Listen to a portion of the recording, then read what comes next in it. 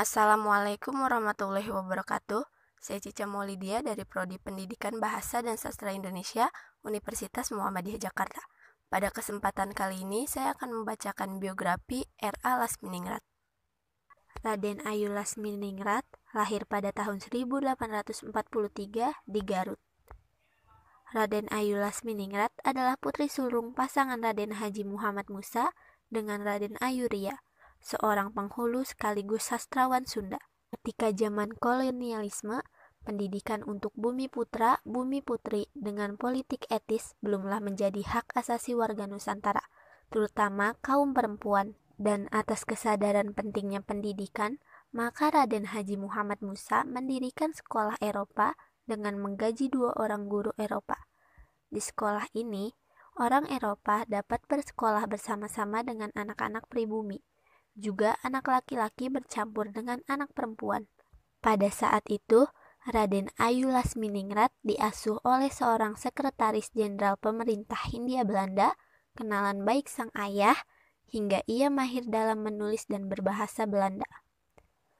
Dari pengalaman didikan tersebut, Lasminingrat mempunyai angan jauh ke depan serta bercita-cita sama halnya dengan Dewi Sartika atau Kartini di kemudian hari untuk memajukan peranan dan kesetaraan derajat perempuan Nusantara. Kemampuan Raden Ayu Lasminingrat dalam berbahasa Belanda sangat fasih. Bahkan Karel Frederik Holt, seorang administrator di perkebunan teh waspada Cikajang, memujinya.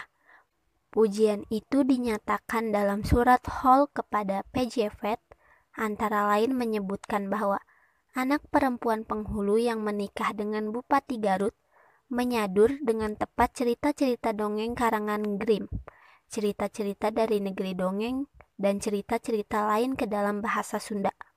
Pada tahun 1907, Raden Ayu Lasminingrat mendirikan Sakolah Keutamaan Istri di lingkungan Ruang Gamelan, Pendopo, Garut sekitar tahun 1907.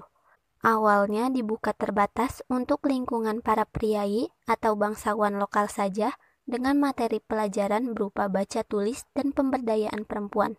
Selain itu, Raden Ayu Lasminingrat rajin membuat tulisan. Raden Ayu Lasminingrat menikah dengan Raden Adipati Aryawiratanudatar VII yang merupakan Bupati Garut. Lasminingrat menghentikan aktivitas kepengarangannya, ia lalu berkonsentrasi di bidang pendidikan bagi kaum perempuan Sunda.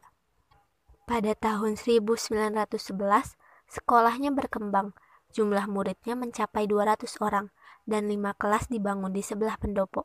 Sekolah ini akhirnya mendapatkan pengesahan dari pemerintah Hindia Belanda pada tahun 1913 melalui Akta Nomor 12 tertanggal 12 Februari 1913.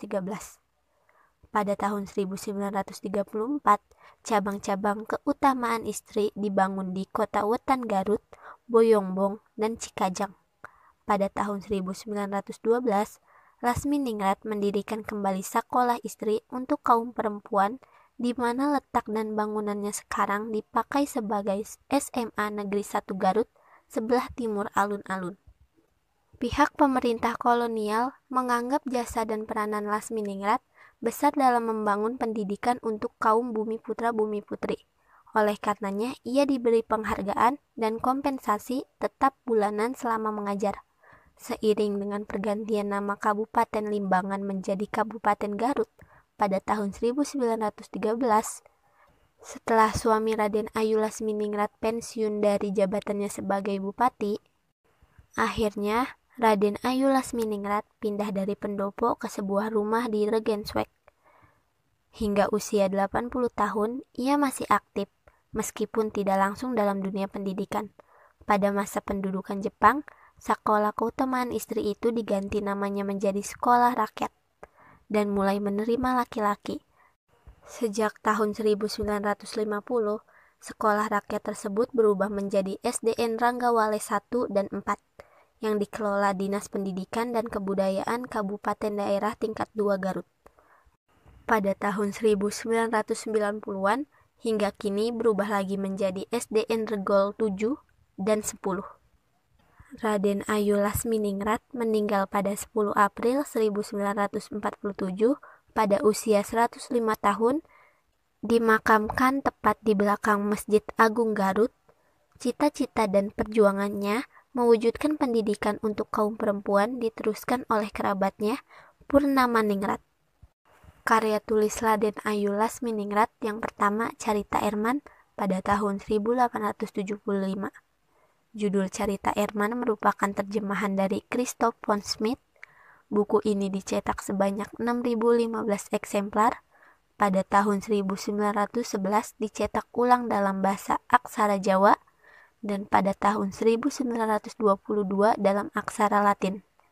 Selanjutnya tahun 1919 diterjemahkan ke dalam bahasa Melayu oleh M.S. Cakrabangsa. Karya tulis yang kedua adalah Warnasari Jilid 1 pada tahun 1876. Judul Warnasari atau Rupa-Rupa Dongeng Jilid 1. Buku ini ditulis dalam aksara Jawa. Karya tulis yang ketiga adalah Warnasari Jilid 2 pada tahun 1887. Itulah biografi dari Raden Ayu Lasminingrat. Cukup sekian. Wassalamualaikum warahmatullahi wabarakatuh.